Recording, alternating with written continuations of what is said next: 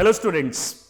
2014 में जैसे ही हमारे प्रधानमंत्री श्री नरेंद्र मोदी जी ने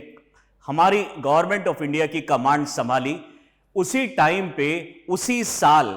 गवर्नमेंट ऑफ इंडिया की तरफ से हमारे प्रधानमंत्री ने 130 से ज्यादा प्रोजेक्ट्स जो कि वाइल्ड लाइफ और एनवायरनमेंट से रिलेटेड थे उनको फाइनलाइज कर दिया था, उनको ग्रीन सिग्नल दे दिया था। लेकिन उसी साल सुप्रीम कोर्ट ने इन सारे प्रोजेक्ट्स को कैंसिल कर दिया, यह कह के कि इस बोर्ड मीटिंग के अंदर में टोटल मेंबर्स नहीं थे, जिसकी वजह से ये स्टेप्स नहीं लिए जा सकते। दरअसल प्रधानमंत्री यानी prime minister of India Narendra Modi ji national board for wildlife के चेयरमैन हैं और चेयरमैन होने के नाते उनका एक फर्ज बनता है और प्राइम मिनिस्टर होने के नाते इनका एक फर्ज बनता है कि जो national board of wild life sanctuary का जो हमारा नेशनल बोर्ड है उसमें टोटल 47 मेंबर्स के कोरम को पूरा कंप्लीट किया जाए और तभी कोई स्टेप लिए जाए national park, wild life sanctuaries, biosphere reserve या फिर किसी वाइल्ड लाइफ से रिलेटेड। लेकिन यह पर्टिकुलर कोरम आज तक पूरा नहीं हो पाया था। लेकिन रिसेंटली एक और न्यूज सामने आ रही है जहां पे 5 मार्च को यहां पे एक मीटिंग हुई है और इस मीटिंग के अंदर में यानी 2025 में यह मीटिंग पहली बार ये मीटिंग हुई है जो कि 2012 के बाद पहली बार होगी। यानी इस पर्टिकुलर गवर्नमेंट में यह पहली बार national board for wildlife की मीटिंग हो रही है और लास्ट मीटिंग ये हुई थी 2012 में प्राइम मिनिस्टर मनमोहन सिंह द्वारा।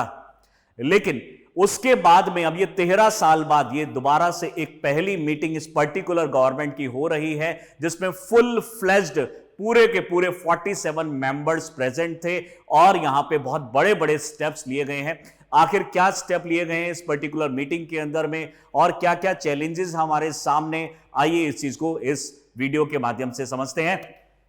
So Prime Minister Modi chairs his first wildlife board meeting. History, role और इंपैक्ट क्या पड़ेगा इसको हम यहां पे देखते हैं। और जो लास्ट फुल फ्लेज्ड मीटिंग हुई थी national board for wildlife की वो सितंबर 5 2012 के अंदर में हुई थी, जिस टाइम पे हमारे प्राइम मिनिस्टर मनमोहन सिंह जी थे। उस टाइम पे फुल फ्लेज मीटिंग थी और अब ये 2025 मार्च में ये मीटिंग होती है जिसमें पहली बार इस पर्टिकुलर गवर्नमेंट की पहली मीटिंग यहां पे हुई है, जिसकी वजह से अब बहुत ही इंपॉर्टेंट स्टेप्स लिए गए हैं और हमारे इस एग्जामिनेशन के लिए, यूपीएससी एग्जामिनेशन के लिए बहुत ही ज्यादा इंपॉर्टेंट टॉपिक ये हमारे लिए बन जाता है।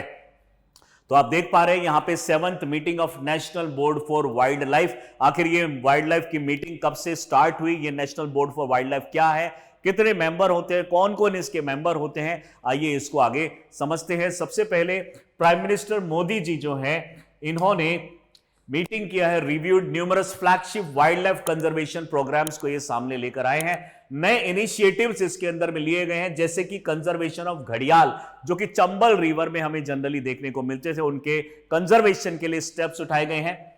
ग्रेट इंडियन बस्टर्ड, ये एक ऐसी बर्ड है जो कि बहुत ही कम पॉपुलेशन जिसकी हो चुकी है और इसके नाम की वजह से, क्योंकि इसके नाम में इंडियन आता है और ये राजस्थान वाले रीजन में जनरली मिलती है, तो जब ये माइग्रेट करके फ्लाई करके पाकिस्तान वाले रीजन में एंटर करती है तो पाकिस्तान के जो लोग हैं उसको, इस बर्ड को इस वजह से किल कर देते हैं क्योंकि इसके नाम में इंडियन है। इस प्रोग्राम को भी यहां पे फोकस किया गया है कि हम इसके जो नंबर्स है उसको कैसे बढ़ाएं, इनकी पॉपुलेशन को कैसे बढ़ाएं। साथ में additionally the expansion of the project cheetah and project lion भी इसमें इंट्रोड्यूस किया गया है। आप जानते होंगे चीता 1960s के बाद से इंडिया के अंदर में लुप्त हो चुके हैं। अब हम चीता की पॉपुलेशन को बढ़ाने के लिए और चीता को रिवैम्प करने के लिए दोबारा से यहां पे इनिशिएटिव ले रहे हैं और यहां पे हम दूसरी कंट्रीज से, स्पेशली अफ्रीकन कंट्रीज से चीता को इंडिया में ला रहे हैं ताकि इनकी पॉपुलेशन को हम यहां पे बढ़ा सकें। सेम ऐसे ही हम प्रोजेक्ट लायन भी इंट्रोड्यूस कर रहे हैं जिसमें लायन की पॉपुलेशन को हमें बढ़ाना है and this was actually introduce and reinforcing the India's commitment to wildlife conservation. ये आप देख पा रहे हैं, ये मीटिंग हुई है और इसके अंदर में पहली बार इस पर्टिकुलर गवर्नमेंट में 3 मार्च से ये मीटिंग स्टार्ट हुई थी और 3 मार्च को ये मीटिंग जो होती है इसमें बड़े बड़े स्टेप लिए गए हैं। आखिर ये अगर हम देखें तो ये हिस्टोरिकल मूवमेंट क्यों माना जा रहा है, क्योंकि 2012 में ये मीटिंग हुई थी मनमोहन सिंह के बाद। अब ये पहली बार इस पर्टिकुलर गवर्नमेंट की मीटिंग हो रही है, national board for wild life. देखते हैं national board of wild life actually में कब बना और इसका मतलब क्या है।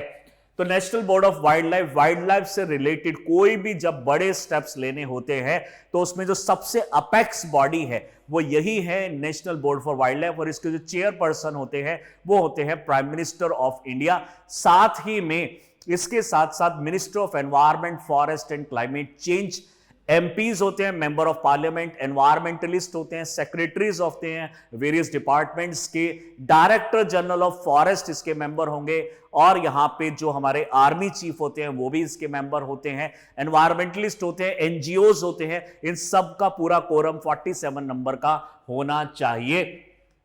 2003 के अंदर में national board for wild life को क्रिएट किया गया था, और इसके अंदर में अगर हम देख रहे हैं amending the wild life protection act 1972 को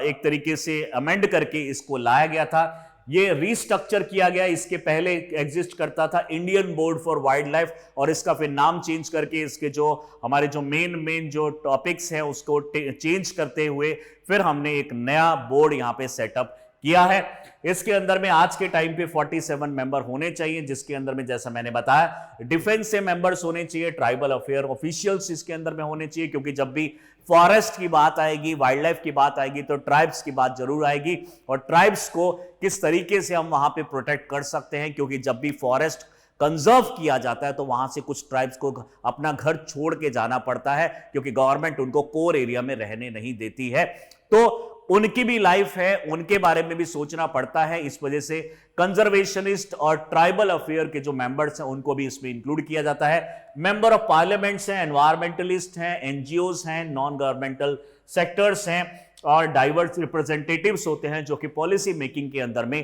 पार्ट लेते हैं। इस तरीके से आप ये देख पा रहे हैं मीटिंग होती है, और इस मीटिंग के अंदर में बड़े बड़े जो स्टेप्स होते हैं वाइल्ड लाइफ सेंचुरीज से रिलेटेड,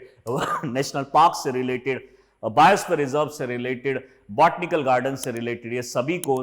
जो स्टेप्स लिए जाते हैं वो इसी पर्टिकुलर मीटिंग में बड़े स्टेप्स लिए जाते हैं। यहां पे अगर हम बात करें कमेटी का जो रोल रहता है ये एडवाइजरी रहता है, यानी ये गवर्नमेंट ऑफ इंडिया को एडवाइस करेगी, ministry of environment and then overrule its recommendation. और ऐसा नहीं है कि ये पर्टिकुलर जो रूल्स एंड रेगुलेशंस है ये सिर्फ खुद ही लेते हैं, रिकमेंडेशंस भी लेते हैं और दूसरों से सजेशंस भी लेते हैं, और जो सबसे ठीक, जो सबसे सही सजेशन इनको लगता है उसको ये इंप्लीमेंट भी कराते हैं, चाहे वो नेशनल पार्क से रिलेटेड हो, सेंचुरी से रिलेटेड हो, या फिर कोई भी प्रोटेक्टेड एरिया जहां पे भी वाइल्ड लाइफ है, प्लांट एंड एनिमल दोनों को इंक्लूड करके। तो यहां पे national board of wild life जो है उसकी स्टैंडिंग कमेटी के मेंबर जो है जनरल सर इस तरह के स्टेप्स लेते हैं। यहां पे अगर हम बात करें national board for wildlife की, तो over past decade the NBW has cleared several development projects, लेकिन जैसा मैंने बताया यहां पे कंट्रोवर्सीज हुई और यहां पे कुछ प्रोटेस्ट भी हुए इन्वायरमेंटलिस्ट और इकोलॉजिस्ट के द्वारा।